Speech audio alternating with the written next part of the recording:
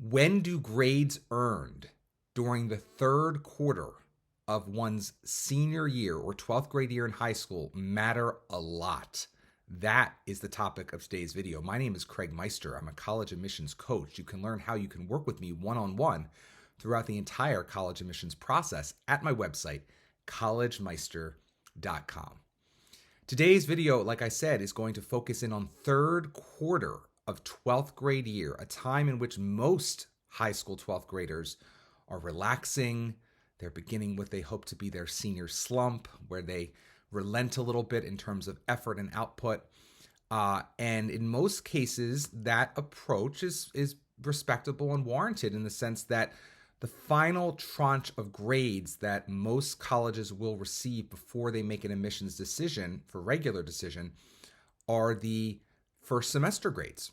So it goes to figure that how you do in the beginning of the second semester, also known as the third quarter in many high schools, really shouldn't matter that much in terms of your chances of admission to the colleges on your list, because you're going to be getting all those college decisions sometime between February and early April. And what's the point of putting too much effort into those grades? You want to keep them steady enough. You don't want to obviously completely implode grade-wise, but you don't really have to worry too much as long as you graduate and you're relatively where you should be.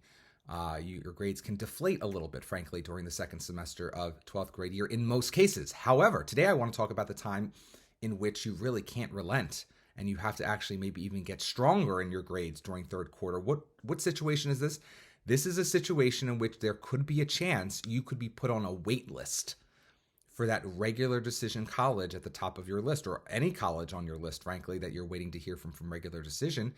There is a real chance in this day and age, colleges like to have insurance policies in terms of students to go to in the event that not enough students yield from their regular decision pool.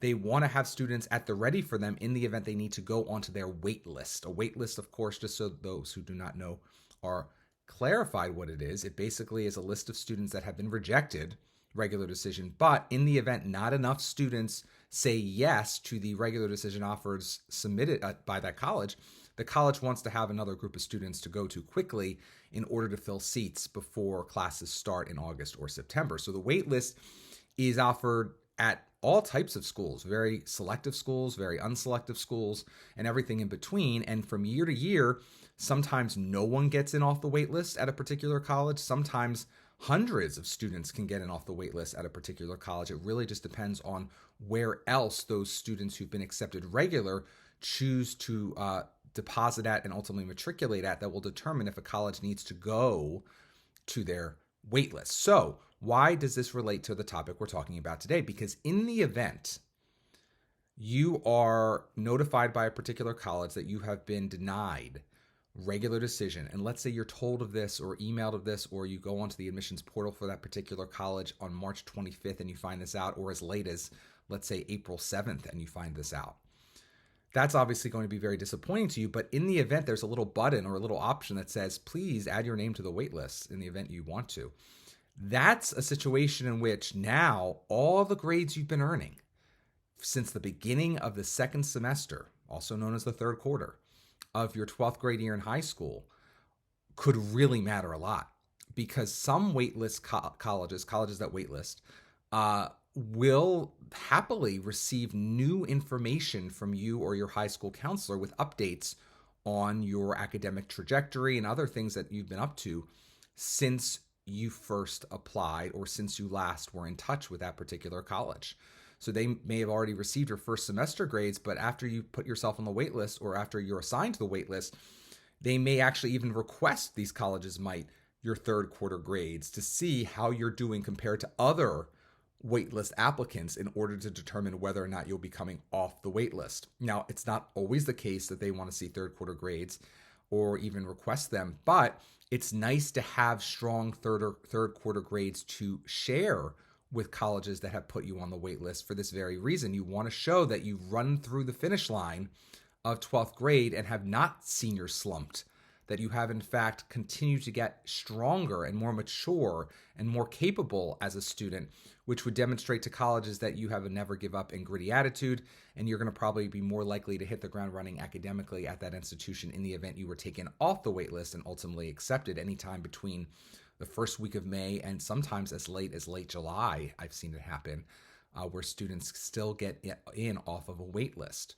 So if you want to be in the very best position to get into all of the colleges on your list, or especially the colleges that could potentially waitlist you on your list, you want to have a plan B for senior slump, i.e. don't slump. Try your very best during the second semester of your 12th grade year to continue to put out the best effort possible in the event there is a possibility that you are going to want to get on a wait list and ultimately off of a wait list and into a particular college's first year entering class that might ultimately reject you regular but accept you later.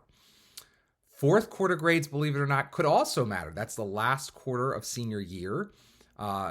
Cumulatively, third quarter and fourth quarter make up second semester for schools that offer semester systems. And so, again, I have seen students accepted off of waitlist as late June and into July.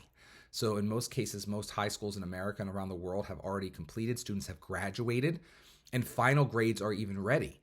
So in that scenario, fourth quarter and ultimately second semester grades could be sent to a particular waitlist college to demonstrate to that college that a student has truly wrapped up senior year and graduated in a strong position. And other updates can sometimes be sent to colleges concurrent with not just academic updates. There could be extracurricular updates, award updates, any other updates a student or school wants to send.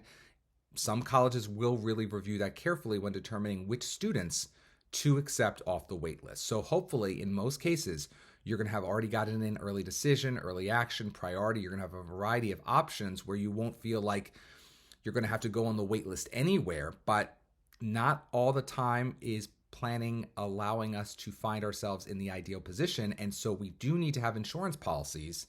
And a very good insurance policy would be continue to try your very best academically during your second semester, most notably during the third quarter, because in the event you are put on a wait list, let's say around late March, early April, usually that's also concurrent with the time in which the third quarter is ending. So you or your school can quickly send out your most up-to-date and hopefully strong grades, and maybe you will be an early candidate to get selected off of the wait list and then into the first year entering class that you want to at the particular college on your list that denied you regular, but now has hopefully taken you off of their wait list. My name is Craig Meister. Again, if you're interested in learning more about how you can get one-on-one personalized comprehensive counseling throughout the entire college admissions process, go to my website, collegemeister.com. Otherwise, enjoy the back catalog of videos on my YouTube channel, youtube.com/collegemeister. Until next time, stay safe, stay well, and stay stress-free during the entire college admissions process.